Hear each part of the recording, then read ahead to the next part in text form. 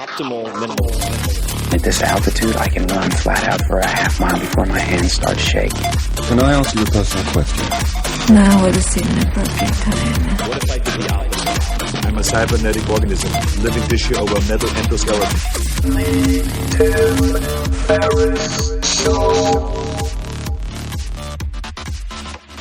This episode is brought to you by AG1, the daily foundational nutritional supplement that supports whole body health. I do get asked a lot what I would take if I could only take one supplement. And the true answer is invariably AG1. It simply covers a ton of bases. I usually drink it in the mornings and frequently take their travel packs with me on the road. So what is AG1? AG1 is a science-driven formulation of vitamins, probiotics, and whole food sourced nutrients. In a single scoop, AG1 gives you support for the brain, gut, and immune system. So take ownership of your health and try AG1 today. You will get a free 1-year supply of vitamin D and 5 free AG1 travel packs with your first subscription purchase. So learn more, check it out. Go to drinkag1.com/Tim. That's drinkag1, the number 1, drinkag1.com/Tim. Last time, drinkag1.com/Tim. Check it out.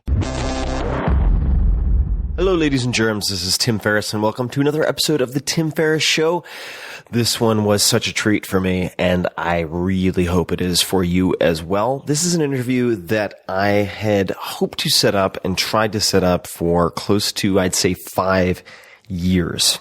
And here's the question I'll pose. At the end of our lives, what do we most wish for? And how can knowing this, if we can know it, help you to live a better life now?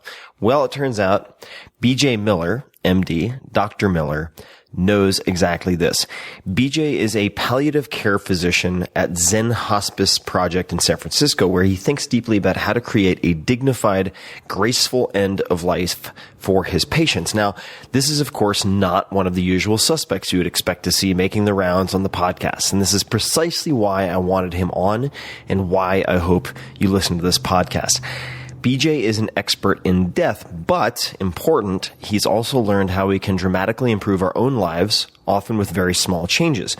When you consider that he has guided or been involved with roughly 1,000 deaths, it's not surprising that he has spotted patterns we can all learn from. On top of this, BJ has developed incredible empathic abilities. He is a triple amputee, and his 2015 TED Talk, Not Whether But How, which is a moving reflection on his vision to make empathic end-of-life care available to all, ranked among the top 15 most viewed TED Talks of the year. I absolutely love this conversation, and without further ado, please enjoy the wide-ranging dialogue, conversation, rambling exploration between myself and BJ Miller, MD. BJ, welcome to the show. Thank you, Tim. It's nice to be here. I have been wanting to talk to you, or I should say I have wanted to talk to you for years now. And to give a few examples and illustrate that, the first was an article that I came across in the Princeton Alumni magazine, Princeton Alumni Weekly, about your work. And then the next was a profile in a magazine here in San Francisco. Following on the tails of that, Adam Gazzaley, who is just an incredible neuroscientist at UCSF who's been on the podcast, reached out to me.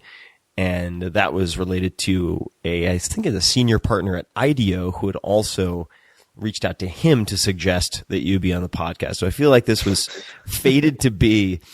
And I've been increasingly over the last few years thinking about death and the value of meditating on death, among other things. But before we get there, and I suppose we'll get there rather quickly, when people ask you, what do you do?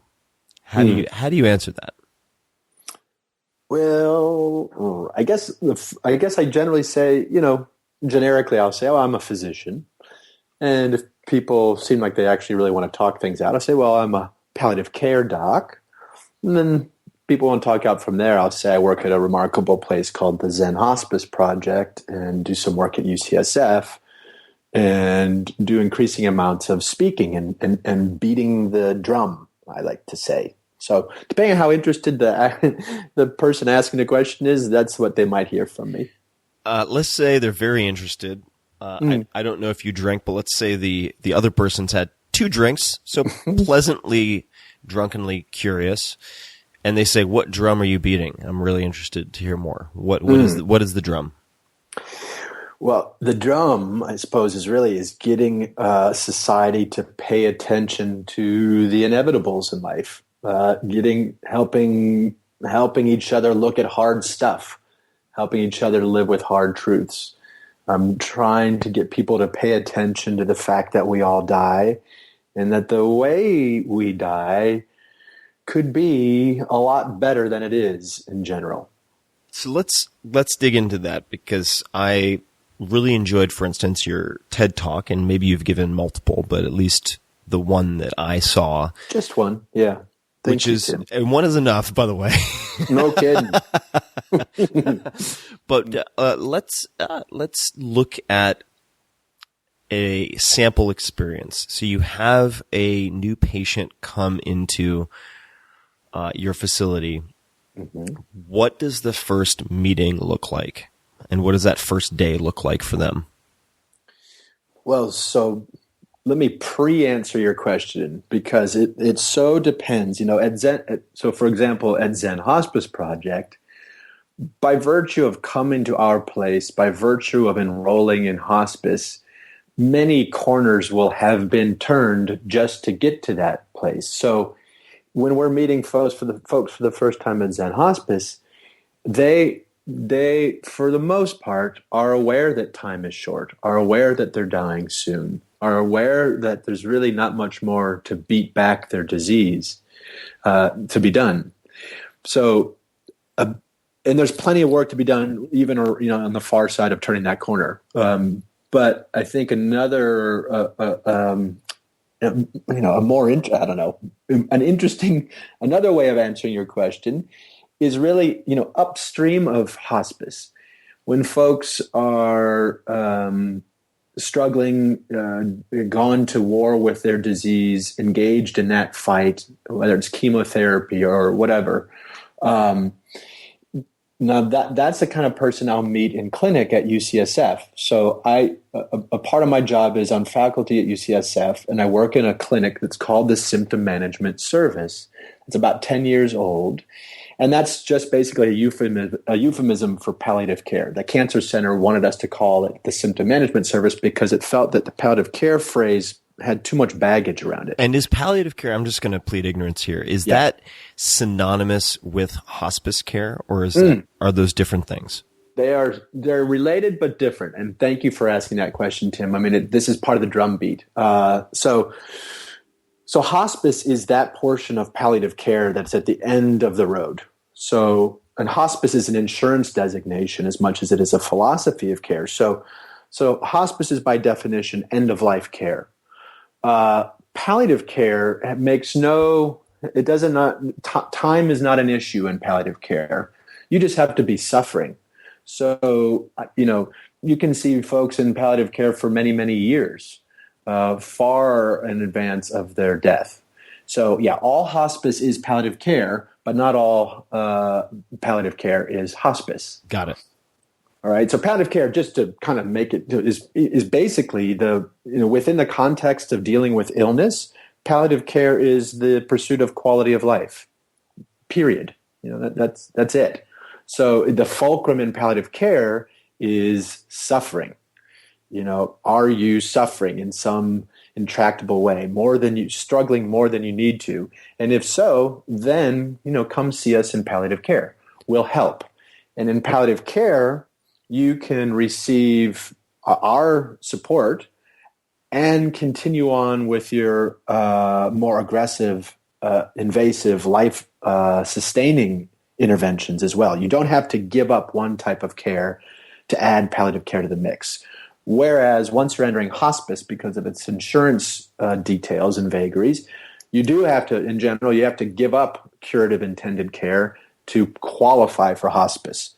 So we could spend a lot of time on this. There are a lot of wonky details, But does that sort of make sense to you? It in the totally makes basics? sense. And Okay. I mean, the first thing that leapt to mind for me, and that will lead to a lot of tangents, I apologize in advance, but was that the way that you define palliative care would seem to include almost everyone on the planet in some respect, suffering more than they need to. And we'll dig into, the learnings and philosophies and so on that you've cultivated. But so let's say they have gone through the paperwork and the process to get to the Zen Hospice project. What does their first day look like? So the first day at Zen Hospice is usually, there's always the folks almost by definition are in a pretty fragile state. So just the ride, getting to the house and into the house is often plenty overwhelming. So very often the resident will just sleep much of the first day. But as soon as they're beyond the logistics of the trip over, the first day is generally our nurses, our volunteers, the kitchen crew sort of swarming around that resident and their family and just getting to know them. That's where all the potency comes. It's inherently a relationship. So there's some details around medications, et cetera, but most of the early work is just getting to know people and making them feel that this is their home now. They're come to live here. Yeah, they're going to be dying soon, but they're here to live until they die. So that's, it's a very non-medical establishment. And the first day doesn't feel anything like being admitted to a hospital. And pretty soon, as you get to know someone within the first day, you invariably questions get asked like, tell us what's most important to you now. You want something to eat? We can whip you up something in the kitchen, or we'll tend to the family. It's very casual. It's meant to feel like you're entering the warm embrace of a familiar setting. And what does just to highlight also the differences, can you describe upon the patient's death, what happens in Zen Hospice Project versus in a conventional hospital setting? And you can present either first. Yeah, well, so much of, in hospice and palliative care in general, but certainly places like Zen Hospice Project, in many ways, they were created as antidotes to the hospital. So in some ways, they're really, you'll feel like opposites. And that's to some degree by design. But a death in a place like Zen Hospice Project is usually very peaceful because we've gotten to know that person. We've been living with that person. We know what they want, what their idiosyncrasies are. And we work with, local teams of hospice agencies who come in and provide the medical care. So for the most part, people can enjoy and expect a much more comfortable and peaceful death at Zen Hospice Project and places like it. That's what all of the expertise is geared towards. You're not distracted by beeping machines and other things and other agendas happening, research agendas, whatever it is.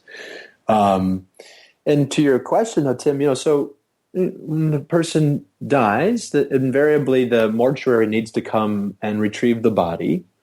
So, and we have this ritual that we offer people, which is on their way out the building. The mortuary guys have picked up the body, and if there are family or friends around, and certainly staff and nurses and volunteers will gather around, and we'll all gather on the porch, and we will do this, our flower ceremony, which is basically we gather around, and the mortuary guys pause for a moment, and we maybe say a few words or sing a song or whatever it is, just reflect on our time and remember the person who is just leaving us. And then we'll sprinkle the body with flower petals.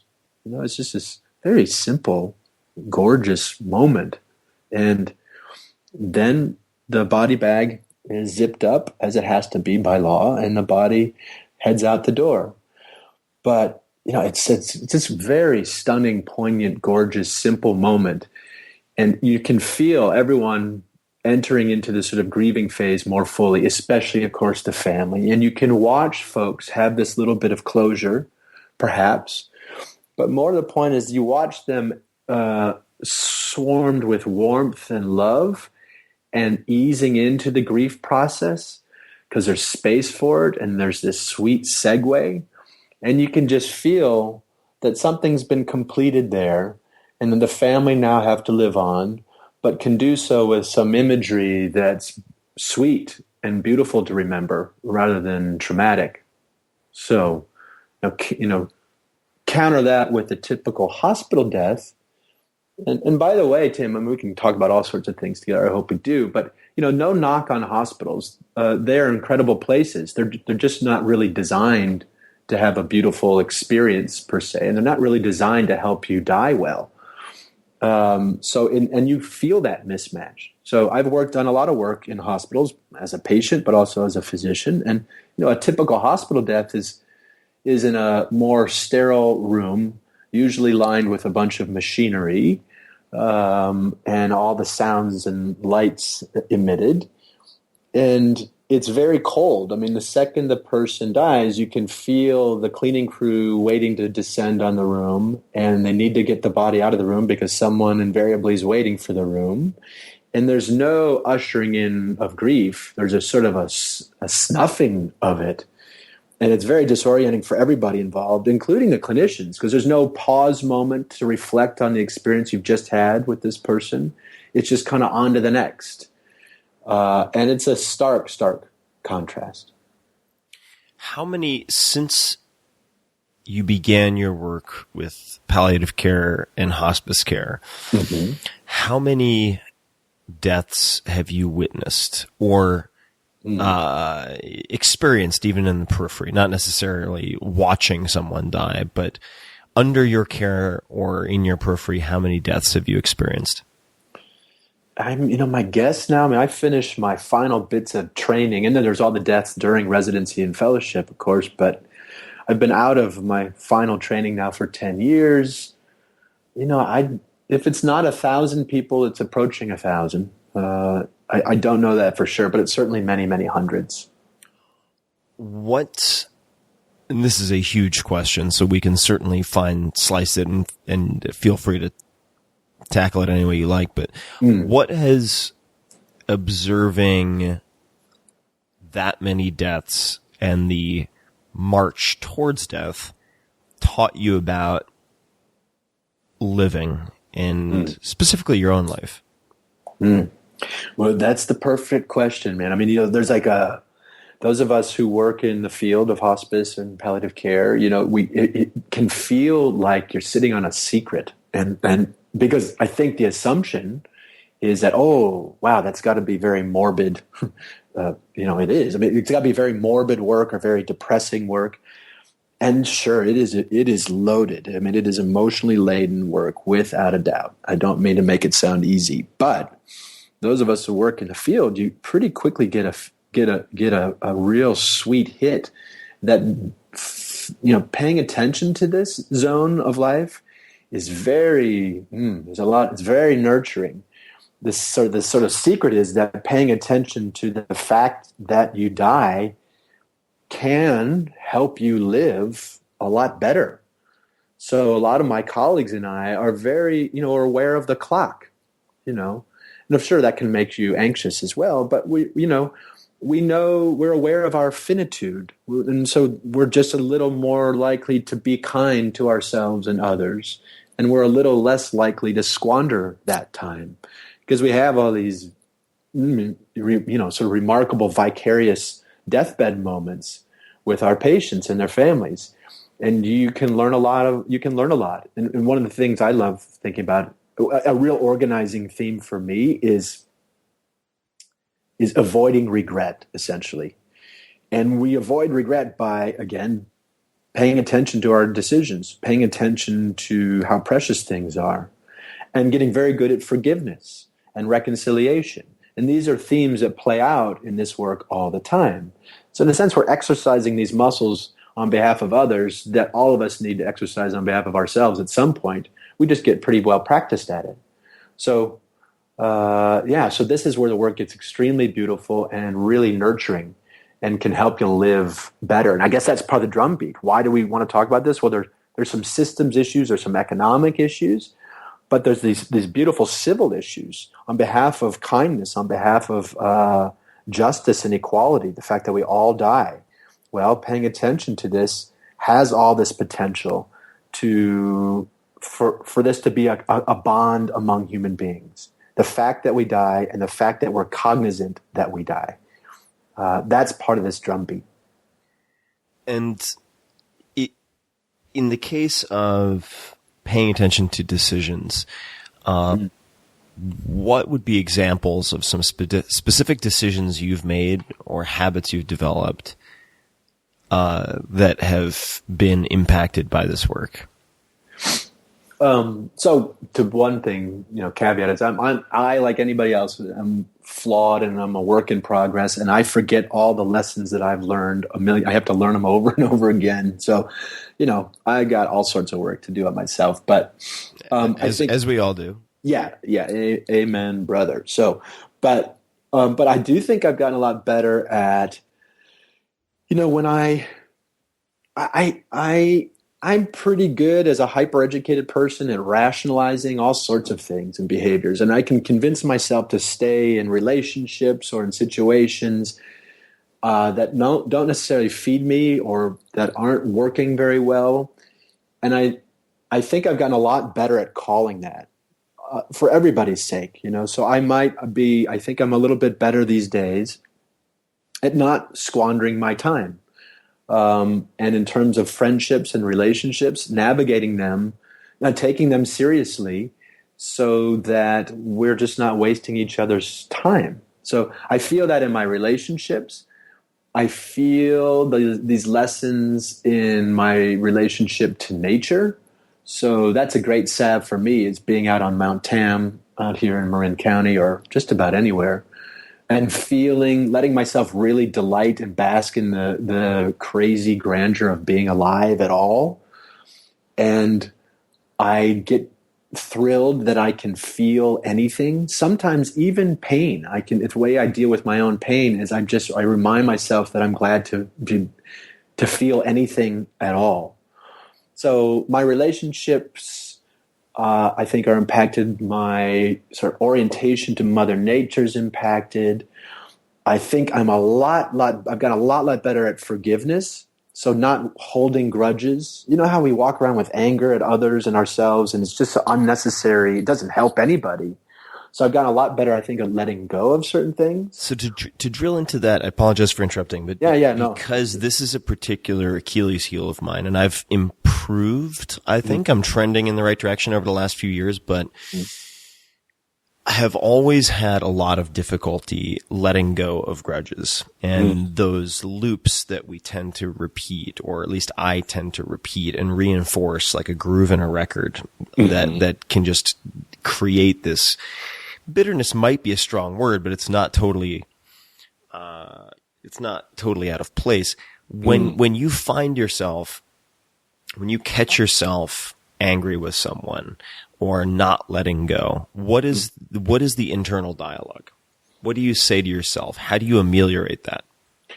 Well, this is where meditation, mindfulness, self-awareness, whatever you want to call it, can be so helpful, because one thing is to just get better at realizing you're doing it in the first place. Definitely. Even before you're able to change it at all, there's great potency in just being aware that you're doing it. I used to be much more. I could walk around for months with grudges and chips on and bitternesses, etc. Before I really even realized it, I would just be really moody or whatever else. So, job one, I guess, is just paying attention to yourself and seeing it for what it is. And then the next step's actually, that's the hard part, I think, at least for me. I mean, the next step is actually kind of easy, because then as you watch yourself spinning out, then you can kind of call it the silly, useless thing that it is, and you kind of take the wind out of its sails. You disempower the anger. Mm-hmm. And for me, in my life, man, the absurdity, being in touch with absurdity has been very, very helpful. Yeah. So that's my next step. So the awareness, and then is sort of watching the silliness of it all, and then that anger, and maybe with some deep breaths or whatever else, or a walk to sort of bleed off the physical anxieties of it. But then I can sort of unspool, unwind, and maybe even quickly kind of laugh at myself. And that's great because A, you've let go of the junk, and B, it's an exercise in humility and forgiveness, which is always pretty dang useful. And for those people listening who might have these same issues, and a lot of us do, of course, there's a book with a very bland title called Radical Acceptance by Tara Brach that I found very, very particularly helpful to me in this instance. You mentioned mindfulness meditation. Do you have a regular meditation or mindfulness practice? Not really. Well, I guess your whole job, in a way, is a mindfulness practice. So that perhaps might be overkill to just add another session on top of everything else you're doing. Thank you for that way out, brother, man. You're welcome. But yeah, I mean, it's, there is some truth in it, actually. This is where it's another reason why this work is so potent and fun is your personal and professional lives are deeply entwined, almost necessarily, because so much of this work is just being aware, is listening, is paying attention and bearing witness, and coming to terms with all the stuff you can't control. And whether it's for my own sake or my patient's sake. So there is some real truth that I kind of feel like doing this job well, and so empathy is job one in this world, in this work. And so I do feel that much of my daily life, the daily grind for me is itself, sort of meditative. But I also want to be clear. I mean, I have my own relationship. For me, it's a bike ride, or it's time with my dog, or it's time sitting in my backyard just looking out at the hills. And it feels to me like a meditation. I like movement. There's something ever since I became disabled, I think I'm particularly primed to appreciate movement. So I like a walking or bike ride, and it feels like meditation. But so I feel like I'm doing it a lot in a way, but I also want to honor those folks in the audience and elsewhere who truly have a meditation practice. And that is really its own discipline. So I don't really have that, but I got those other things. And I think they're all present state mindfulness practices, right? Yeah. I mean, if you're riding a bike, now you mentioned something we haven't covered, and I didn't cover it very deliberately, but it makes sense, I think, at this point to rewind the clock. Could you tell us about the Dinky? Yeah. I'm sorry. I just love, speaking of absurdity, the Dinky. I lost 3 limbs to a thing called the Dinky. Sorry, I'm laughing, but you should laugh. I mean, I laugh. No, please laugh. I mean, it is kind of silly. But anyway, so as you know, fellow Tiger, there's this commuter train that runs on the campus of Princeton University, although I guess it doesn't run on campus anymore. But and it's a commuter train. It's called the Dinky, with affection to some. And the Dinky runs from Princeton to Princeton Junction, and commuters can take the trains into Philly or New York or whatever else. So that's what the Dinky is. The why it's significant in my life in particular is, one night, it was November. It was just after Thanksgiving vacation, sophomore year. So that would have been November 27th, 1990. A couple friends of mine and I were out, just hanging out, having fun. Not a crazy night, but we were walking. Well, you remember the Wawa Market, Tim? I do. I was at Forbes, so I walked by the Dinky and the Wawa every single day, multiple times. Right. So, so a late night visit to the Wawa Market was pretty common. And so we were heading over to get a sandwich or whatever, and we were just walking by the Dinky, and it was just parked there. This was not operating hours. And, it has a ladder on the back, and we just walked by it and just decided to climb it, like you would climb a tree or whatever. We really did not think we were doing anything that daring. Or put it this way, we've done a lot more, like a lot stupider things besides that. At least we thought so. But I just happened to be the first one up on top of the train, and those trains run like the buses in San Francisco, wires that run overhead, and then there's this metal thing called the pantograph, I think is what it's called, and that connects the train itself to the power source. And it's this big metal pole. And so when I stood up on top of the train, I had a metal watch on, and I happened to be close enough to the power source, and the electricity arced to the watch and entered my arm and then blew down the feet. That was that. So what happened at that point? So, well, I should say I actually don't remember anything about that night. But my friends who were with me pieced it back together. But there's a big explosion, and I was thrown some distance. And one friend came up on top of the train, while the other friend ran and called 911. And you can imagine, I mean, both of my friends were freaking out and extremely right into action mode. And, getting up on top of the train that had just, in ways they couldn't have possibly understood, had just electrified their friend, and yet they got up on top of the train to help me.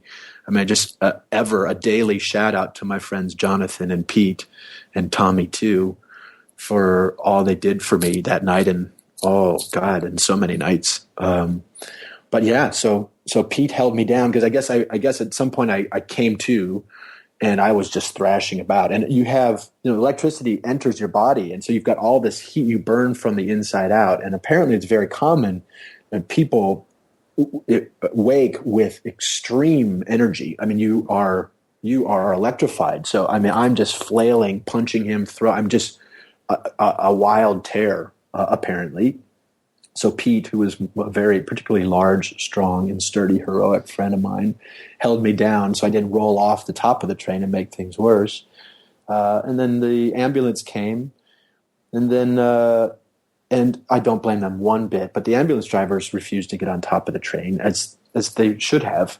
But between my friends and a police officer, a Princeton police officer by the name of Officer Dawson, I believe his name was, who went on to who was promoted, I think, after that to Sergeant Dawson. But anyway, Sergeant Dawson got up on the train with Pete, and together with Jonathan, they got me into the stretcher and handed me down to the ambulance guys, and the ambulance whisked me off to the local hospital. And the local hospital did these things where they basically just slice open the skin to allow the heat out. It's called this fasciotomy, so that you stop burning yourself, essentially. And then I was flown to the burn unit at St. Barnabas Hospital in Livingston, New Jersey, which is New Jersey's one and only burn unit. At least it was at the time. And that was that. And flash forward to when you became fully cognizant of what had happened. Mm-hmm. What you open your eyes. What does the scene look like? Well, so it's interesting. It's like I was conscious. I was awake throughout the ordeal. And it's just more the sleepiness of memory. So it was not like coming out of a coma where I was asleep and then awake. So there was not a sort of a singular moment, right. Reprisal, but I tell you the first memory, which I for some freakish reason, I love this story. I don't know why, but I'll tell it to you anyway. I do like the story, so I will tell it to you anyway. Please do. So it was. So your blood pressure is unstable. You're just a hot mess. So surgery can't happen until you're more stable, if it can be avoided. And so it's common to wait several days before surgical amputation of the dead tissue. And then also in part because it's not totally clear what tissue is viable and what tissue is not. So anyway, it was maybe day 5 or day 6 before the first amputations. And I woke up the night before. I remember this very, very well. You know that feeling where you you wake up from a dream, and it's been a bad dream, and you there's a moment of sort of panic, and then you sort of orient yourself. You look around, you orient yourself, and you realize, oh, thank God, that was just a dream. Mm-hmm. That sensation, and it's an incredible somatic. It's a beautiful feeling of relief that washes over you. So anyway, I looked around a burn unit, which is a particular environment. It's not like our guest house that I was just describing a moment ago at Zen Hospice. It's a very technical, sterile, intense environment. And somehow in my stupor, I looked around and saw all these machines and still managed to think, oh, thank God that was just a dream. And so I had the sensation I had to use the bathroom. And so I said, oh, well, get out of bed and go to the bathroom. And so in this state, I was intubated on a ventilator. I extubated myself, which is not easy to do by any stretch. So I extubate myself. I pull out, I have all these lines running into my jugular veins in my neck. I pull those out. I just decouple myself from all these machines and get out of bed on my crispy little feet and start heading for the door to go to the bathroom. I'm just obviously out of it. But in my mind, very clear, everything's fine. And then you know what a Foley catheter is, Tim? I don't know what a Foley catheter is, but a catheter I would understand as something that's probably in your urethra. There you go, pal. You got it. So, yeah, that's right. And the way it stays in there is there's a little balloon on the tip of it. So the tip is fed through your urethra into your bladder, and the catheter just is there to spontaneously drain your bladder. But the way that thing stays in there is there's a little balloon that gets inflated once it's in your bladder so that it doesn't slip out of your bladder. Mm-hmm. So there's this, small ping pong ball at the end of it that's now inflated. So I'm walking the door, and they usually clip the catheter in the bag onto the side of the bag. So you know where this is going. So anyways, I'm walking to the door, and the thing runs out of slack, and it yanks the dang catheter, of course, and it comes not all the way out, but like partially out. Sorry to you and all your listeners. Oh, so this is like are we talking like a small python that ate a golf ball kind of situation? Yeah. No offense. I mean, large python that ate a golf ball. No, small python. So no, that's right, man. So I mean, this is not pleasant. So, and the total reverse, that total warm bath of relief that you experienced thinking it was a dream. So that just goes totally in reverse. And in a millisecond, I realized that all of this was not a dream. I fall down to the floor because all of a sudden I really can't walk either. I just fall to the floor and I'm screaming and I'm pulling on I'm trying to break the rubber tubing of the catheter, which there's no way I could, and to somehow relieve the pain. And anyway, finally a nurse comes running in and gets me back in bed, and that was that. But so anyway, that's my first real memory. Oh my God. I can see why it's vivid. Oh yeah. I'm sort of bent over as I'm talking to you. God. So let's contrast that with one that I've heard you tell, but I don't recall the details. And this is Snowball. Am I getting this right? Uh-huh. Could you tell the Snowball story? So a burn unit is, like I said earlier, a particular place. They're gruesome places. They're very difficult environments. The pain that the patients are going through is gut-wrenching, and so working in a burn unit is very difficult. People often don't last in a burn unit very long as a clinician. It's incredibly difficult work, and we learn from wars over time, is my understanding of sort of medical history, that the way burns often kill people is indirectly through infection. So once you've disrupted the integrity of your skin, you're much more vulnerable to infection, right? And so the thing that often kills burn victims after they've survived the initial trauma is infection. So burn units are incredibly sterile environments. So everyone's gowned up, masked, gloved. For the first maybe several weeks, I could only have one person in my room at a time. It's just like you're in a bubble. in other words. And therefore, you're cut off from everything. There's no day, night runs together. There was no window in my room. There's no, you're in a little cell. And even when people are at your bedside, there's all this garb in between you and them. So you have no relationship to the natural world. You can touch nothing. And also, you're in a fair amount of pain, of course, which does not necessarily reward your paying attention to anything. So it's not fun. But so this was November. At some point in December, maybe it was early January. And honestly, I can't remember who brought me the dang snowball. I can't remember. There were two nurses in particular that I felt very close to. And it may have been one of them. I think it may have been, her name was Joy Varkartapone. And it may have been Joy. But anyway, it was snowing outside, and I didn't know that. I didn't know if it was night or day. And she had the bright idea of just smuggling in a snowball to me so I could feel snow. And man, it was it was just stunning. What a simple little thing, right? But she put it in my hand, and just feeling the contrast of that cold snow on my sort of crisp, the burnt skin, the obnoxious inflamed skin, and also watching it melt and watching the snow become water, and just the simple miracle of it was just a stunner for me. And it really made it so palpable that we as human beings, as long as we're in this body, we are feeling machines. And if we're cut off, if our senses are choked off, we are choked off. And it was the most therapeutic moment I can imagine. And I would never have guessed this, but just holding that snowball, first of all, the sensation, but also the implied inherent perspective that it helped me make, right? That everything changes. Snow becomes water. It's beautiful because it changes. Things are fleeting.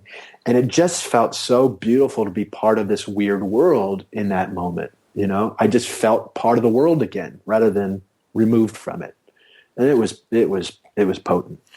BJ, what did you study undergrad, or what were you planning on studying or studying at the time? I always forget when people make decisions in undergrad, even though I went through it myself. Yeah, well, like you, I started out, I was at Princeton 89 and 93, and I went there really high on the idea of learning things that were foreign to me, totally seeing a different worldview and really delighting in the liberal arts education. And so with that, Tiananmen Square had just happened before freshman year, and China was on my mind. And so I started studying Chinese language and was heading for a major in East Asian studies. But when I was out with this injury, art, which I'd always been interested in, especially music, I became much more interested in art, not just listening to it or looking at it, but the idea of art. So I switched my major to art history, and that's what I ended up studying. What do you mean by the idea of art? So why the hell what is this art stuff, right? Why do humans, we seem to be unique as a species, that we reflect on our lives, we reflect on our mortality, we reflect on our experiences, and one way or another, we reproduce them. We use them as creative grist. So either in our sort of daily lives, or those of us who make art, we use it to make art. It's this, and what's the purpose of making art? Art is inherently kind of useless, and that seems to be part of its charm. That seemed to me, the fact that we as a species make art and care about it seemed to me really important, because I was trying to figure out, well, who am I now? Like, what am I? Am I less human because I have fewer body parts? Is that the measure of what it means to be a human being? Well, no, but I couldn't really answer the question. What was my humanity? What did it mean to be a human being? Why was I happy to be still alive? Those are the kinds of questions I was trying to kind of wade through, like essentially questions of identity. Mm-hmm. So studying art, the hunch was, well, Well, this seems to be a peculiar. The situation I'm in was sort of peculiar to being a human being. That one could survive injuries like that and go back out into the world in this damaged way and make their way again and return ostensibly to some sense of wholeness in themselves. And it seemed to me rightly placed to focus on something like art as a guide to help me get creative with the reality I was now facing. In a way, it was the thing I was trying to learn how to do was make perspective, and that's what art really helps you exercise that muscle. It helps you learn how to see, how to listen, and that was really empowering because there's so much I would have loved to change about what I was seeing. When I looked at my body, I would have loved to have changed so much about it, but I couldn't. But I could change. With this knowledge, I could change my perspective. I could change how I saw myself, and that's what art helped me learn and where to focus my energies. And it really paid off. I have to say, it was very helpful. I'd love to explore that some more because I've been in the last few months in particular, asking myself over and over again, why do humans care about music, create music like a compulsion, and dance? Every group of humans on the planet, and it just seems so peculiar, yet unsurprising if you look at, say, birdsong and animal mating calls and mating dances and all this, that, and the other thing. But there seems to be many layers. There seem to be many layers to it. So what did you find? How did it pay off? I mean, you gave one example already in terms of changing perspective, but were there any particular classes, teachers, books, pieces of art that really influenced you? So, boy, let's see here, man. So really so much of, art history, the way the curriculum was set at the time, it really didn't actually dig in so much around why humans make art. It just presupposed that we do and that's interesting and went from there, which was cool. It basically put me in front of a lot of art and helped me tweak my eye and my ear. And that was great. But on this sort of identity, sort of philosophical front, like the existential, like why do we do this? What's the meaning of this? That was actually kind of left up to me as an individual and in my relationships. And there was one of my dearest friends, a guy named Justin Burke, he is a philosopher and an art historian. That's what he studied to his doctorate. And frankly, a lot of stuff we're talking about right now, Tim, and the benefits I reaped from it was really from conversations with Justin, fed in the backdrop by this pounds of artwork that I got to spend time with. But working through this philosophical stuff was really with my buddy Justin. So that's one point. And there was no particular work of art. Again, it was more the idea of art than it was any particular piece of art that was so potent for me. And even to this day, I love going to museums, but I just like being around art. Sometimes I don't even look at it. I just like that it exists, and I like to reward places to help it exist. So anyway, there's no one work I can point to. Although I would say probably the painting of Mark Rothko has proven to be very poignant and potent for me. Any chance I get to stand in front of a Rothko, I will do. How do you spell that last name? I'm an ignoramus when it comes to this type of thing. Oh, Rothko, Rothko. Mark Rothko, abstract expressionist, mid-20th century guy, made these big, beautiful color form paintings, non-representational. Yeah. Quick random anecdote that might be entertaining. So I grew up on Eastern Long Island, where Jackson Pollock basically turned himself into one of his paintings by driving a car into a tree. And he actually used to show up at one of my relatives' homes completely shit-faced drunk all the time. And he would bring his poor dogs in the car, and he'd show up at like 9 o'clock. And this man and his wife would say to themselves, "Oh no, it's fucking Jackson again. And they would pretend to be going out to dinner, no matter what time it was. And they would go, oh, we're so sorry. We can't stay. We're just on our way to dinner. Because what would happen is he would stay. The dogs, he would forget about the dogs. They would shit all over the car. He would take the dogs home, leaving the shit intact in the car, and then blame it on my relatives to his wife, who then had to contend with the whole mess. So anyway, related but totally unrelated. But if we're talking about abstract, if you were, this is an awkward transition, but here we go. That's kind of my MO. If you were brought in as a physician / let's just say mentor, guide to someone who had just suffered nearly identical injuries to yourself, 20 some years old, what would your conversation be like with them, or what resources or reading or otherwise would you point them to? So I find myself every once in a while, I'll get called by friends in the hospital to come visit with someone who is in similar shoes, and actually I wish I remembered his name, but someone did that for me when I was in the burn unit. He had had a similar accident. I think he lost 2 legs below the knee. I should say both legs. No. So anyway, and I learned a lot from how I gained from his visits to me. I have just sort of reproduced, which is basically walking in these rooms with almost no agenda, almost no plan to advise in any way. The potency, especially early on, was just seeing someone in similar shoes.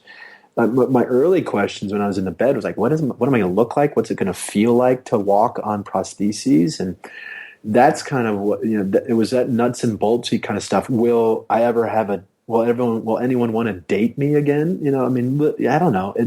It was on that level. And so when this guy would come visit me, it was just seeing him upright, just knowing that by virtue of the fact that he'd entered my room, he came from somewhere else. He was out in the world, knowing he was a functioning human being out in the world, and just seeing him look me in the eye with some kinship. That was the therapy of it. I think I've gotten in trouble when I've tried to come in with some predetermined idea of advice giving. Oftentimes that's not really what's needed. It's more just the camaraderie and the bearing witness. And so to answer your question, when I do go into folks' room, I'm there and I'll avail myself to any questions they have. But I think most of the power of a visit is just visiting, just being together and sharing this awkward body. So from what I've heard and read of yours, one of the recurring themes appears to be, and I please correct me if I'm getting this off at all, is how powerful simple things can be, or maybe are, and that our tendency is to perhaps undervalue the things that are not expensive or difficult to obtain. Yeah. The snowball. Could you talk about the things you've noticed that most help people in hospice care? And the reason I ask is specifically related to cookies, which maybe you could talk about. But I'd be curious to hear sort of what really brings the most peace to these people. Well, so you're right. I mean, I think one of the joys about one of the upshots or silver linings about the end of life is that if you wanted to, if you let it, you can let a lot of the rules that govern our daily lives fly out the window. Because you realize that we're walking around in systems and society, and much of what consumes most of our days is not something that, is not some natural order. We're all navigating some superstructure that we humans created. That is the work day, the work week, whatever it is. It's not. And I think part of the trick is if when you're dealing with serious illness or some natural trauma or facing the end of your life, oftentimes that becomes crystal clear. Like where you've been hanging out and spending so much of your time and energy and worry it's like living in someone else's dream. It's not, sure. I mean, society and what we've structured, there's a lot of importance to it. I don't mean to dismiss it, but we inherit that. We don't spend a lot of time creating our realities most of us don't, in a clear or intentional way. And so when you have this excuse to forget all that, it can be really liberating. A little bit scary too, because a lot of people then invariably realize that they feel like they've been wasting so much of their time on things that actually weren't that important. Right. And that's part of the trick of checking yourself, and over time, in a daily way. Am I doing things that I really care about, et cetera? So, but back to your question. So, to this point about simple things. I mean, the simple things, the small things ain't so small. Actually. Like I was saying about the snowball, there's the joy of feeling anything, of having a body at all, of being capable of movement at all. That is so profound. It's so potent. And yet, I don't know, many of us take that. I think most of us take that for granted, So anyway, as a clinician and as a person, I love looking for moments where the rules get to go out the window. I love when I have, I love having residents at the guest house at Zen Hospice who smoke, frankly, or, anything that just kind of that kind of reorients us and puts things in proper proportion in relationship to the natural world and rejiggers our priorities. I love that. I love that reorienting feeling. And again, it does seem to be one of the silver linings for folks in this zone. So, like, I don't know how many of us, like, I think about this most nights, like every night, depending on where you are, of course, but you can look up and usually find a star.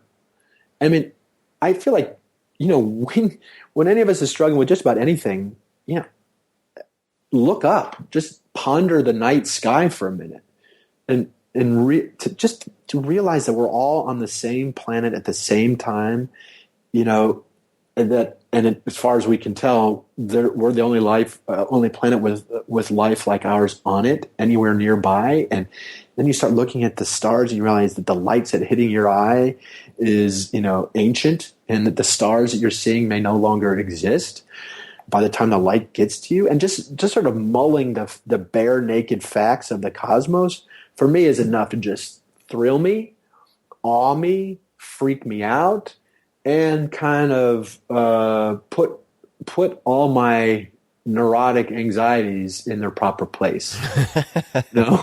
Right. So, yeah, and a lot of people, when you're standing at the edge of your horizon on death's door, you're can be much more in tune with that cosmos than you are with what the body is doing in a day-to-day kind of way. Does that make sense, Tim? Can you imagine? No, it makes perfect sense. And so just because I brought it up, and I don't want people to be harassing me about it on the internet, the cookies. Can you mention? Yeah. Yeah. Well, I mean, the smell of fresh bread, or for most of us, the smell of a chocolate chip cookie does magical things. It's, first of all, food is primal. Our sense of smell. I mean, it is one of our oldest senses. It is primal. You can walk by someone who may be wearing a cologne or perfume of someone you knew 30 years ago. Like I still want out. It's been maybe a few years, but there's a perfume that I would smell that my babysitter wore when I lived in St. Louis when I was in preschool, and it would throw me back there instantaneously. And so the sense of smell is potent, and food is primal and potent. I mean, it's nourishment, it's nutrition, it's how we live in some ways, right? So there's all this symbolic stuff happening too, but there's also just the basic joy of smelling a cookie. It smells friggin' great. And it's like the snowball. Like in that moment, I am rewarded for being alive and in the moment. Smelling the cookie is not on behalf of some future state. It's great in the moment by itself on behalf of nothing. And this is another thing back to art for its own sake. Art, as part of its poignancy and music and the dance, is its purposelessness and just delighting in the wacky fact of perhaps a meaningless universe and how remarkable that is. That's kind of what I'm shooting for, and that's a way for all of us to live until we're really dead, until we're actually dead, is to prize those little moments. And you guys, I might be fabricating this, but make cookies at the Zen Hospice Center for this precise reason, right? And so you mentioned absurdity a few times. This is something I've been thinking about a lot. I mean, and for reasons that may inferentially become super clear in a second. But just the being able to try to laugh at the cosmic joke, so to speak. I mean, like the meaninglessness, if it is in fact meaningless, of things, as opposed to taking all things so damn seriously, which in a way prevents you from doing a lot of the serious work you'd like to do. But the question I was going to ask is to get your opinion on a modality, we'll call it, or a tool. And I'm going to explain this vis-a-vis a friend I'll keep anonymous. So this is a female young woman who used to work in hospice care. And she found, just as you alluded to earlier, that she felt like she was sitting on a secret. It gave her incredible joy and presence to do that work. She really loved the work. At some point became very frustrated with the insurance policies and vagaries of our healthcare system. And now does something that is illegal, but I think should not be, which is guided work with psilocybin. And she said, now I get to experience people dying every weekend. The only difference is they come back to life. And many people listening to this will have read or should read an article that was titled "The Trip Treatment" by Michael Pollan in the New Yorker about the use of, I believe, specifically psilocybin, for those people not familiar, which is extracted, or the psychoactive compound in magic mushrooms, for end-of-life care in terminal cancer patients. And so I'd just love to hear your opinion on the use of compounds such as those in end-of-life care or otherwise. Yeah, well, I'm so glad you're asking this question. I mean, so there's all sorts of stuff coming out of the closet these days, and it's really wonderful. And you know, there's a movement afoot to revisit psychedelics from a therapeutic perspective. And I don't pretend to know the full history of how psychedelics went from considered therapeutic to considered, toxic and devil's work. But here we are. There's a revisiting happening with fresh eyes and serious eyes. So it's not folks who are just with a wink trying to justify their own recreational use of these. It's UCSF, compounds. UCLA, Johns Hopkins. You got it right. NYU. Friends at the River Styx Foundation have been funding some of this work. They do beautiful. The people I know who are involved in this work are deeply thoughtful, caring, loving people. So that's a sort of a preamble. But to get to your question, I am thrilled for this for a number of reasons. One is just the counterculture fun kind of things coming out of the closet. Another is a whole generation, i.e. the baby boomers, who are now the focus of so much of our efforts in healthcare and the aging population. How do we cater to this population? Well, a lot of folks of that generation have experience with these compounds, and now they get to sort of be above board potentially. So anyway, I love the subject for many reasons. But as a clinician, I'm particularly excited because we're pretty good at treating nausea, treating pain, as a rule. And where things get very difficult, and in palliative care we talk about this. We call it existential distress, and basically existential distress is a crisis of meaning in some way or another. So it's particularly potent at the end of life when people don't have much time left to make meaning, and they realize they haven't been living a very meaningful life or haven't thought much about it. It can be really traumatizing to realize, oh gosh, all of a sudden to take that seriously and then realize you don't have much time to do much with it. So anyway, this idea of existential distress is huge. in medicine and palliative care, it's very nascent. I mean, the way we treat it now is, well, if someone comes to us and they're miserable, well, we rule out and or treat pain, nausea, other anxiety, depression. We look for a diagnosis that we can treat, and then we treat it. And if folks, after all that, are still miserable and shut down, then we'll sort of invoke this phrase, existential suffering or existential distress. And this is what we call in medicine a diagnosis of exclusion. So, and no one knows what the hell to do about this. So, I mean, diagnosis of exclusion. Yeah. So you just rule out everything else that you understand, and if you're then whatever you're left with, you just call it this bucket term. And in this case, that bucket term is existential suffering. not particularly inspired, right? But this is where it also gets thrilling. This is my favorite thing about my field, which is so palliative care. First of all, organizing around the human condition and suffering and what it means to suffer, this highly subjective state that we all have some experience with in our lives. So that's total ubiquity, absolutely unesoteric field, absolutely relevant. No one I know has not suffered. It seems to be elemental to being a human being. And this is our fulcrum in palliative care. And what's more, we have named this thing existential suffering, which is so mysterious, right? And there's so much, it's so ripe to invite the arts into this mix, philosophy into this mix, like we've already talked a little bit. So this is my favorite sort of strategic zone to upload into healthcare all these otherwise non-medical issues. So there's a ton of reasons why I love this space. And I'm getting around to an answer to your question, which is, so we have named. I'm not in any rush, man. This is a long podcast. Okay. Always is. Good, because I love this subject. So we have the leverage now that palliative care is accepted and part of healthcare, and has called out the nature of suffering and has called out this thing existential suffering. We have this portal to upload all these other fields and interests, and to make them relevant. So this is where it gets thrilling. Meaning you have a channel, because you've wedged your foot in the door with palliative care, through which you can insert other things that wouldn't otherwise have an easy gateway. Exactly.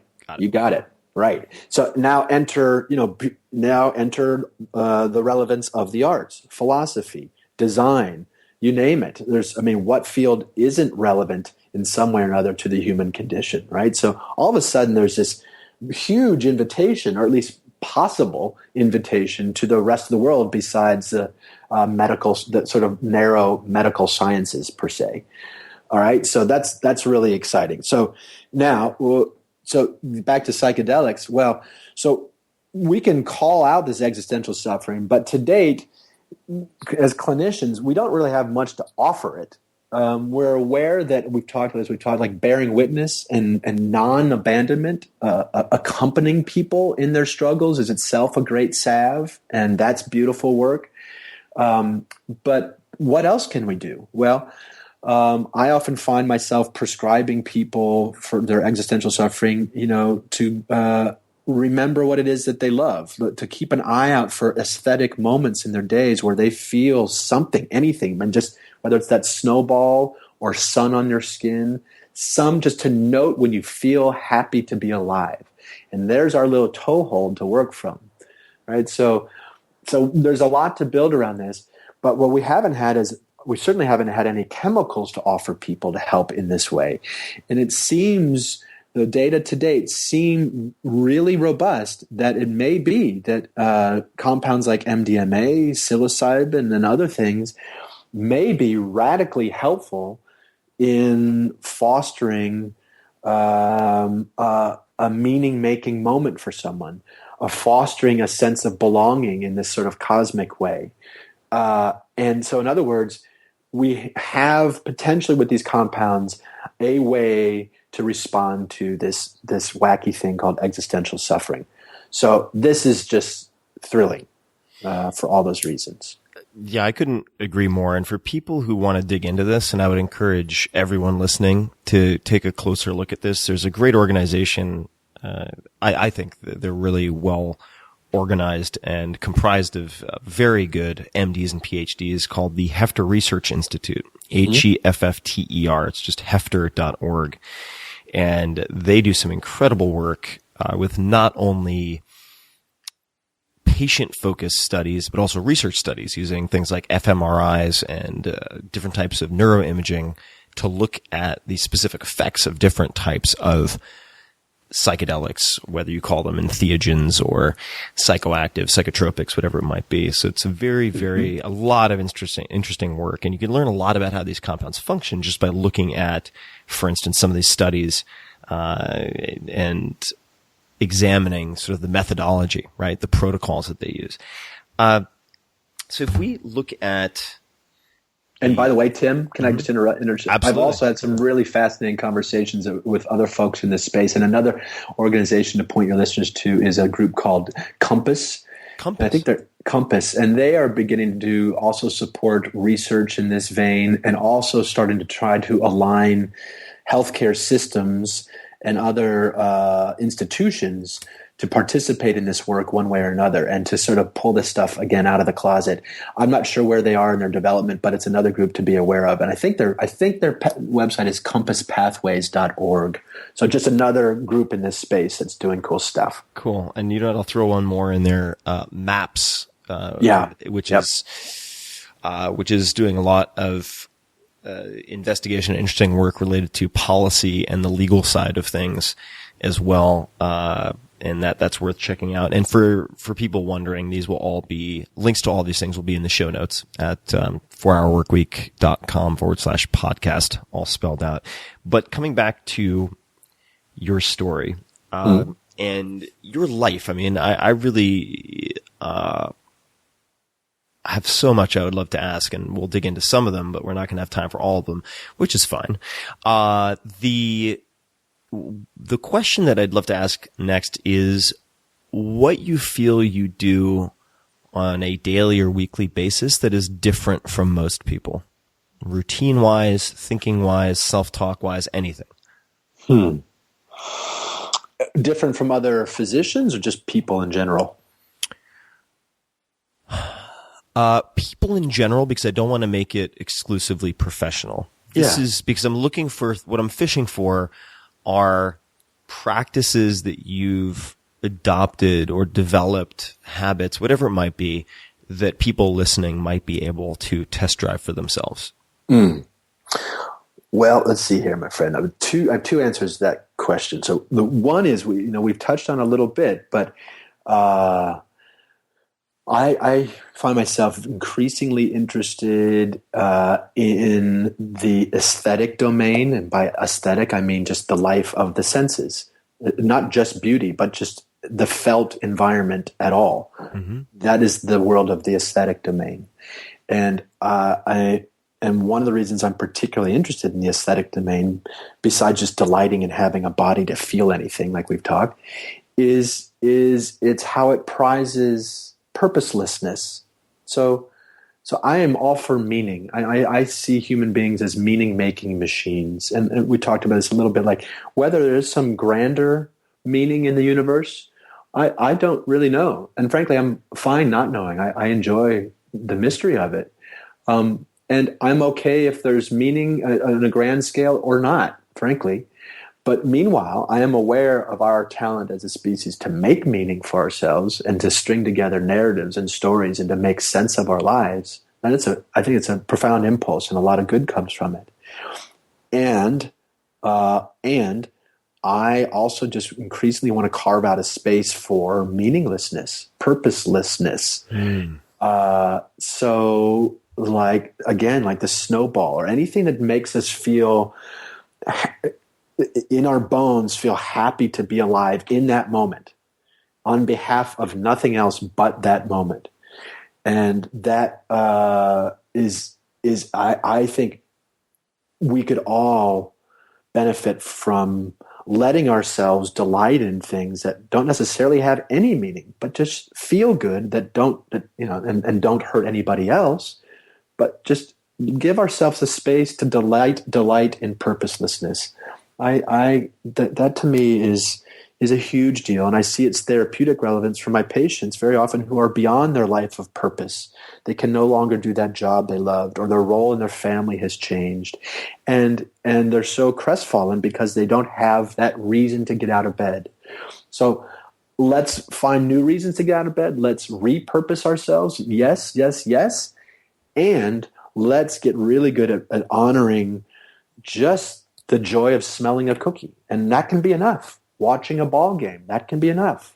It doesn't have to be big. It doesn't have to be a means to an end. So anyway, I think that's one answer to your question. I don't know how many of us are out there prizing purposelessness, but I do. Well, it made me think of, this might be a strange connection, but made me think of Kurt Vonnegut, the writer, who I actually consider a fantastic philosopher in a lot of ways if you read his fiction. But one of his quotes that I've always loved is, "I tell you, we are here on earth to fart around, and don't let anyone tell you don't let anyone tell you different." And there's a story, I think it's actually in a dialogue with another writer at some type of event, and I'm sure someone will be able to find it. I'll try to put it in the show notes, but it might be tricky to find, where he talks about this long walk that he takes to mail something at the post office, and his wife doesn't scold him, but just laughs and asks him why he wasted so much time. And he's like, no, you don't get it. I didn't waste time because, and he runs through all of these seemingly meaningless, seemingly trivial, but to him very important, kind of absurd interactions with multiple people along the way. Mm-hmm. And it's just a very good meditative exercise, because I feel like it's extremely easy to think that the big overarching abstract things are the important things, and the small tangible things with sensory inputs are the unimportant things. And I am not convinced at all that that is the case. In fact, it might be quite the opposite. And if you had a patient come in, they are finally getting comfortable at Zen Hospice Project, very introverted, and they say to you, I'm going to want to talk to everybody and get to know them, but I'm not quite ready. I just want to read. What 1 to 3 books would you suggest I read? So funny, because I'm laughing because I am probably the least well-read person you will ever meet, Tim, especially one with like degrees, college and stuff. I am. All right. If they said, give me 1 to 3 things that I can watch, do, absorb, okay, look at, etc., without human interaction, what would your answer be? Thank you. That's better. For me, hey, I'm all for books too. Those apparently are cool. But for me, I love film. I love music. I love art. I love doing nothing. I love being outside. So that's for me the litany. But I would put big picture books in front of people. I mentioned Mark Rothko. Staring at Mark Rothko work is just a gorgeous splendor, but it suit your taste. So for me, I guess I put a picture book of Mark Rothko paintings in front of them. I would put probably any music from Beethoven into their ears. And I probably would reserve that third thing for staring into space. Before they stared into space, if they wanted to watch a movie, what would you put in front of them? Man, there's so many good ones. Ratatouille. No. I think, I have a real soft spot for Waiting for Guffman. Not that it has this great meaning per se, but speaking of absurdity, I just think it's hilarious. Waiting for Guffman. I've never even heard of it. You've never heard of Waiting for Guffman? No.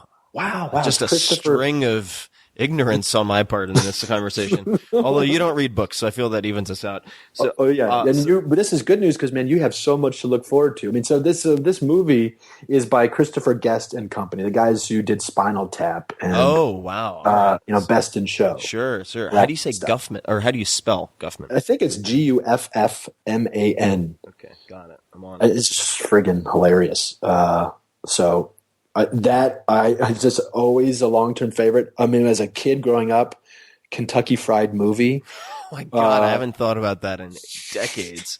Yeah. Wow. I mean, that was like really an important movie in my childhood. We watched it probably, I don't know, 100 times. I mean, every day. I mean, that and Groove Tube. I mean, it was, formative for us. And I heard that you asked another question specifically about documentary film of other guests. And I was thinking about that. And, one that leaps to mind, I don't know if you'd really even consider it a documentary, but I guess it is. It's, the movie Grizzly Man. Oh man. Yeah, I consider that a documentary. Yeah, sure. Let's call it a documentary. So yeah, of course it is. I mean, it is, I find any piece of art where I simultaneously, or I'm not sure whether to sob or laugh hysterically, that I love that feeling where you just can go either direction. You're not even sure which is the correct emotion. You're simultaneously attracted and repulsed to something. That was my experience watching that film. And so I think it's a beautiful, like an amazing piece of filmmaking. And I also particularly like its poignancy around our humans' silly dance around nature and how we humans think of ourselves as somehow opposed to nature. And yet when we try to reinsert ourselves into the wild, it doesn't necessarily go very well. How we romanticize how Mother Nature can coddle us. And, I spend a lot of time in the desert in southern Utah, as much time as I can. I just love that landscape. And speaking of perspective making, thinking on geologic time and making myself feel very, very small and inconsequential is really deeply therapeutic for me. When I go out in Utah, and I've gotten lost twice walking around this particular area, and it's the same feeling I had watching Grizzly Man, which is Mother Nature, as far as I can tell, is pretty indifferent to us. Yeah, I would say so. So anyway, there's my answer for you. So that brings to mind two things. The first is you mentioned that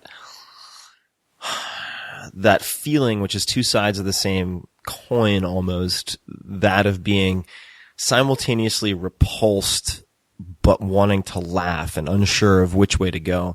That seems to me to be a very primal emotion, like a singular emotion in a way. When, for instance, I've watched nature footage of chimpanzee troops when one of them is torn to pieces by a jaguar or some such on the ground. And the response tends to be breaking out into what would be considered by primatologists hysterical laughter. And this seems to be something very, very hardwired. So returning to that in some way and it being therapeutic doesn't surprise me. The second is just to tie together a few things you said related to sort of the meaninglessness, which may be too loaded a term for some people. It might come off as very negative, but seeming inconsequential or small and meditating on that, or not even meditating on it, experiencing it in a very visceral way by being in the desert or looking up at the sky. I think it's very compatible with something that struck me, which was told to me by Tony Robbins, who's also been on the podcast. And he said that, and I'm paraphrasing, but that most human suffering comes from a focus on me, like a self-focus. And if that is true, it makes perfect sense that focusing on this expansive geological timeline, which puts our like shitty week into a just hilariously diminutive perspective, makes a lot of sense. This is unrelated, but what do you think of, or who do you think of when you hear the word successful? I think of, you just pointed to something, the relationship of self and the silliness of the self and the power of the self. And I think we do ourselves disservices by playing into polemics around, selfishness or selflessness.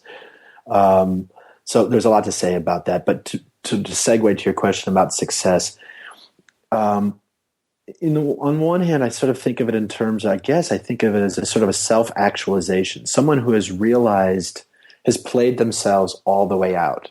And that might be seen and appreciated by practically no one, and therefore not make the measure of some external success. But someone who has sort of become themselves, delighted in themselves, including their quirks and awkwardness, and played that self out, and insisted on itself all the way to the end. To me, that may be a version of success. I mean, so I guess one part of my answer to your question is I think of it as really an internal process. But then beyond that too, I guess I'm a little torn here because I agree that what I just said sort of focuses us and success back into the self. And I suppose the second half of the question really has to do with orienting oneself to the other, to everyone but oneself, and to the relational dynamics between the self and the other. And so I think probably success may be, or the second half of it has to do with, in a way, maybe seeing yourself in others and others in yourself and realizing the unseen connections between us all. And this is another reason I love our mortality, is it has the potential to be this equalizing, uniting force. So anyway, so success may be this sort of self-actualized piece, but part of that self-actualizing is exploding the sense of self and feeling part of everything around you, and vice versa. That consonance with the world around you, that seems like great success. Is there anyone who embodies that for you or comes closest? Man, well, gosh. Well, I recently had the joy of sitting with Oprah Winfrey and watching her make use of her life and now point and also point her energies to promoting and helping others is a very, a remarkable life's work. And it's just a name we all know, and wow. But, I'm also interested in all the gazillion successful people we walk by every day and don't even know it. Mm-hmm. This kind of happiness, this kind of success doesn't necessarily brag about itself. And I love I love presuming it when I'm unaware of it, and assuming it exists in others that I walk by on the street. And in a way, you find yourself kind of imbuing others with an idea of success, and it changes how you look at them and how you treat them. Definitely. And that's a sort of a sweet favorite daily exercise of mine. So no, it's hard for me to say a single person that I would point to as embodying all this. So you actually touched on a much more interesting answer or point than my question deserved, which is your morning practice. So could you elaborate on that, please? When do you do it? Mm-hmm. How do you do it? So you're walking, just to take us through this morning exercise. How I get up in the day to start the day? No, what you just talked about, sort of assuming the presence of this type of success. You said it's a morning exercise of yours. Oh, I'd love to just hear you elaborate on that. Oh, I don't know. I didn't remember saying morning. That's what tripped me up. Sorry. That's sort of a daily exercise, perhaps. There we go. Yeah, I could have made up the morning part. Who knows? But sure. But it's sort of any time of day or night. This is useful. It's kind of like just the power of meaning well, of wanting well of others. And when there's a choice in the matter to choose to see good. And if you can't know, assume good. And this kind of builds an argument through your day of gratitude and happiness and some amount of comfort. So I'll catch myself being bitter, or I get kind of road ragey. I'm very aggressive on my motorcycle and car. And actually just today I was really annoying someone by following them too close and whatever. I get in my bullshit zone pretty quickly. But when I'll catch myself, and then so when I walk by, particularly here in the Bay Area, the homeless epidemic is enormous. And it's just, I'm particularly acutely aware of this exercise when walking by someone who otherwise the world would assume, in a sense, that they are failures in one way or another. I like to invert that whenever possible. So I'll just fill in the blanks whenever I see a homeless person, that I'll assume that whatever they're going through is vital to them, and that maybe, however, whatever junk we project onto them, that inside maybe they're all right with who they are. maybe they're way more all right with who they are than a lot of people I see striving and otherwise looking successful. So it's just simply that. I actually learned this. My mother took me to a Deepak Chopra conference when I was pretty young. It was a long, long time ago. And the one thing I heard that stuck, that was really interesting to me, was getting in the habit of saying, when you hear anyone sneeze, either say it out loud or to yourself, say bless you. It's like a neural loop of goodness.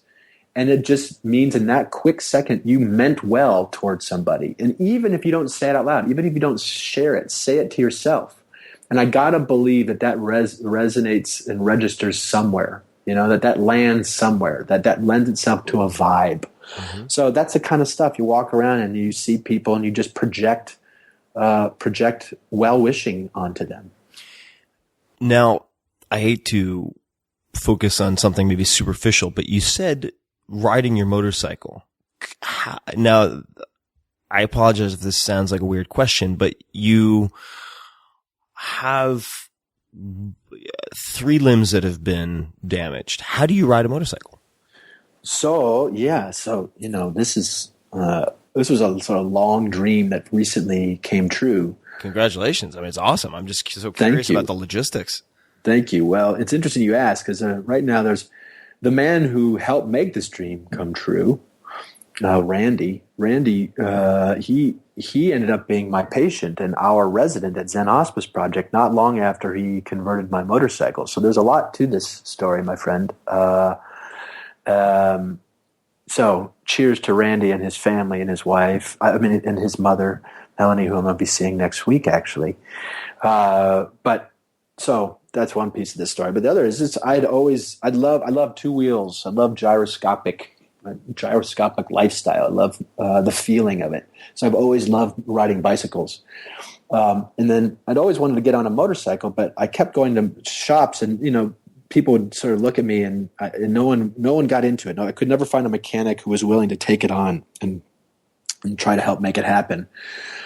A fellow named Mert Lawwill, who's an old motorcycle racer champion, sort of legendary in that world. He happens to live around here. He lives in Tiburon, and he built a prosthetic component.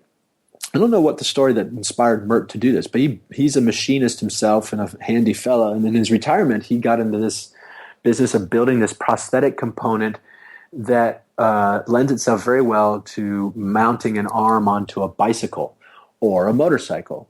So the first piece of this puzzle was discovering Mert's invention and getting a hold of it myself, which allowed me to get my prosthetic arm attached to a handlebar in a very functional way. Now, does that connection? So you have throttle, rear brake, and then typically front brake on the left. Mm-hmm. Do you have? How are those controls modified? So Randy, what he figured out. So first was to get the arm piece, and then what Randy figured out was, then Aprilia, and I know Honda had made a version of this as well, but Aprilia makes a model, the Mana, M-A-N-A, that is clutchless. So that was a huge piece to get out of the way. So this is essentially an automatic transmission. So that do away with the clutch and gear changes. So that's a huge piece of the puzzle out of the way. And then Randy figured out a way to splice the brakes, front and rear, in a certain ratio into a single lever. So I'm doing nothing with my prosthetic feet except to hold onto the bike. I'm doing nothing with my prosthetic arm except for holding onto the bike. So all the action's in my right hand. Breaks into one lever. Then Randy built this box and moved all of the controls, the turn signals, horn, and all that stuff over to the right side of the bike, and in good distance for my thumb to reach them. So I have throttle, brake lever, and then the turn signal box all going with one hand. And that's so awesome. That's it. That's away you go. Okay. Great. I just have to pause here for a second and just ask everyone listening, what bullshit excuses do you have for not going after whatever it is that you want. Like, please, write in, tell us on social media why these are real excuses with hashtag bullshit afterwards. Oh my God, man. That's such a great story. I'm so glad I asked about it. And what a really fantastic workaround, man. Congrats. That's awesome. Well, thank you, and thanks, Randy, and thanks for the folks at Scooteria, the bike shop in the city. I mean, a lot of people helped me make this come true, and it took a long time of trying to find the right folks to make it happen. So, amen.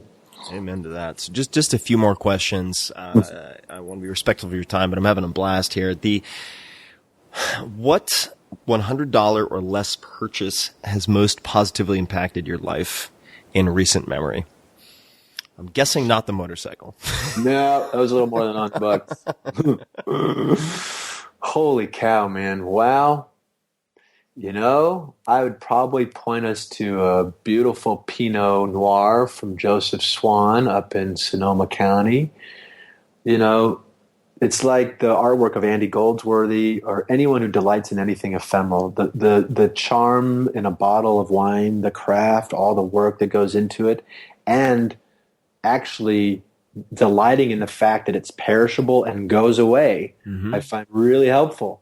So I've gotten a lot of miles out of a beautiful bottle of wine, not just for the taste and the buzz, but the symbolism of delighting in something that goes away.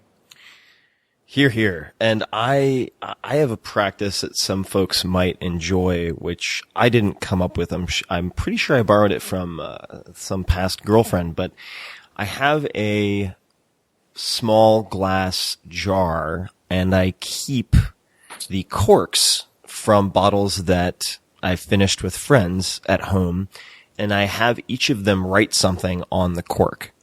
So I have this collection. The bottles are gone. The wine is long gone, but there's this vestige. Is that the right? Maybe that's not the right word.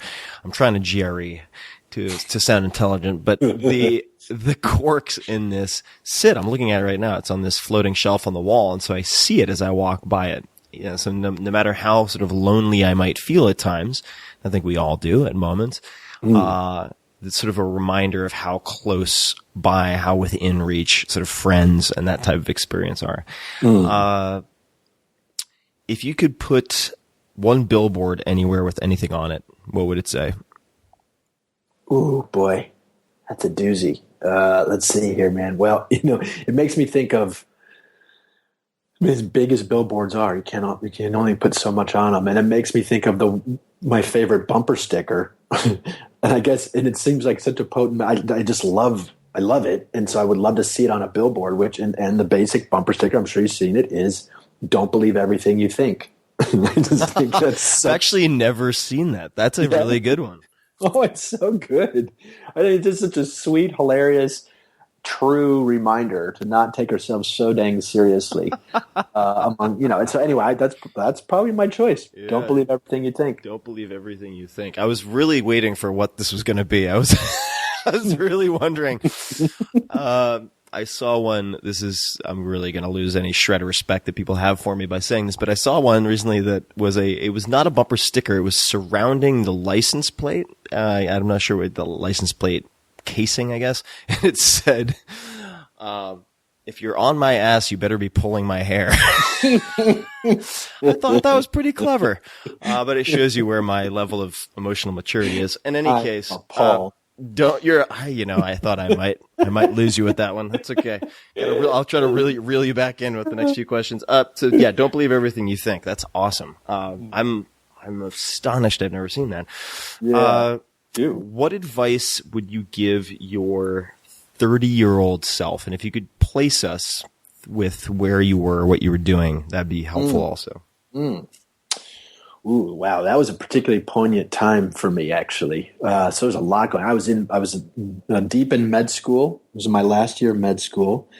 Boy, I had a really sort of experimental tour of my 20s, and I was sort of settling into a new rhythm. I had finally let go of a fair amount of guilt around my own accident and the effect on my friends, and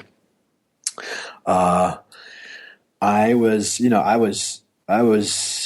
pretty neurotic at that time, and my sister had just died. So it's this may not be the intention of your question, but 30 happened to be a really sort of heavy time for me. Mm-hmm. So, but I'll still roll with the question, and I guess I would have helped myself get. This sounds way too tidy, but I might have said something like, "Hey, man, don't believe everything you think. Yeah. Don't, let it go. Don't take it all. Don't." I do mean to take life very seriously, but I mean to take things like playfulness and purposelessness very seriously. So I want to take, so I don't mean this. This is not meant to be light, but I think I would have somehow encouraged myself to let go a little bit more and say, and hang in there, and don't pretend to know where this is all going, and you don't need to know where it's all going. Yeah, you don't need to know where it's all going, and sure. You can't. Yeah. What have you changed your mind about in the last few years?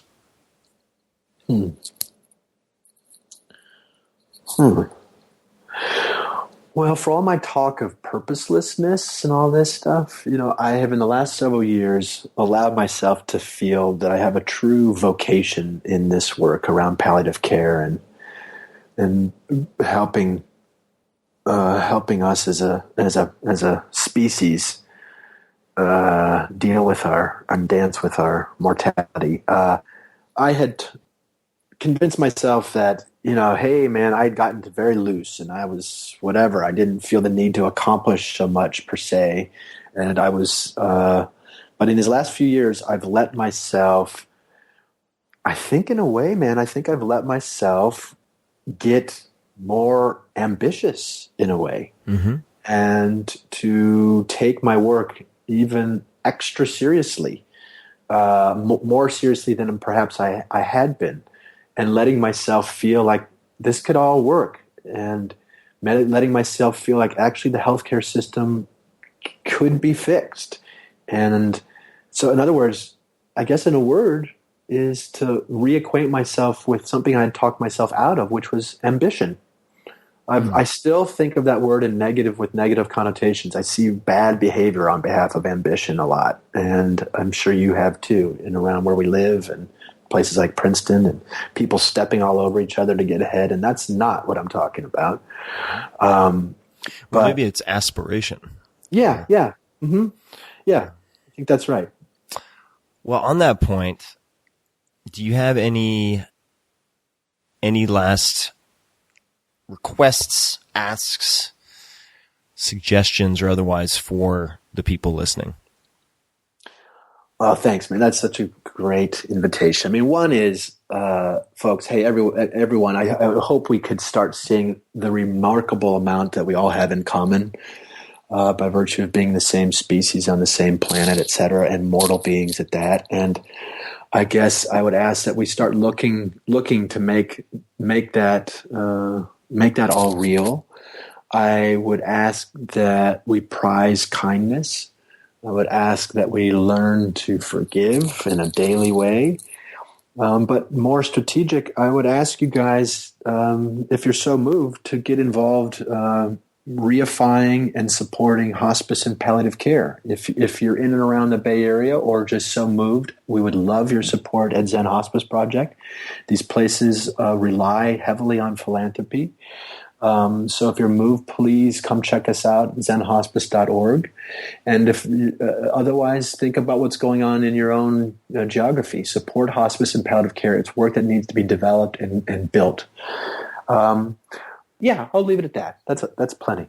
And I've been so excited to chat with you for so long, and I've had so much fun, in part because it's exciting to me to think that in studying and refining how to die, we can study and refine how to live. And that, like you said, with the foot in the door, the wedge that is palliative care, you have the ability in this laboratory called Zen Hospice Project to do a lot of experimentation that could actually translate much more broadly to life, not just at the end of life, but throughout life. And I find that very, very inspiring and exciting.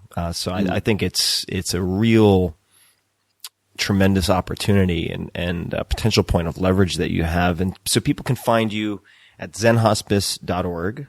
That's right. ZENHOS, zenhospice.org, zenhospice.org. Facebook is Zen Hospice Project, Twitter at Zen Hospice. And I'll put all this in the show notes, of course, for everybody listening. Can I also, on that note, Tim, can I just give a shout out to the work that's also the great work that's being done at UCSF? And, absolutely, of course. The symptom management service in the UCSF Cancer Center, the outpatient palliative care program there, Mike Rabo, and all the work going on around there is gorgeous. And that's another thing to consider supporting. But that's another place to find my work, too. Definitely. Yeah, UCSF is just spectacular. And I've also been involved with, the Ghazali Lab and other folks at UCSF. I'm just continually impressed.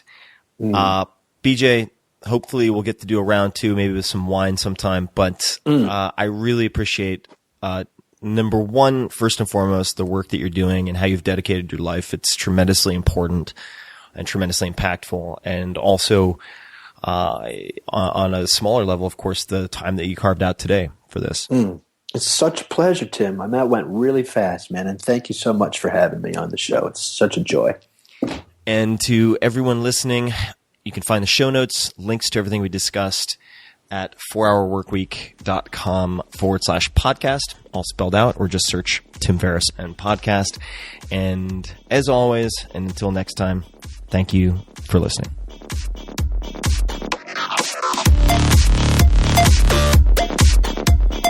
Hey guys, this is Tim again. Just a few more things before you take off. Number one, this is 5 Bullet Friday.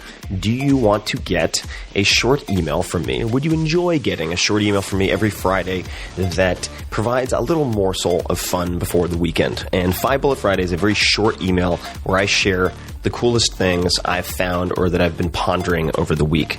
That could include favorite new albums that I've discovered. It could include gizmos and gadgets and all sorts of weird shit that I've somehow dug up in the world of the esoteric as I do. It could include favorite articles that I've read and that I've shared with my close friends, for instance. And it's very short. It's just a little tiny bite of goodness before you head off for the weekend. So if you want to receive that, check it out. Just go to 4hourworkweek.com. That's 4hourworkweek.com, all spelled out, and just drop in your email, and you will get the very next one.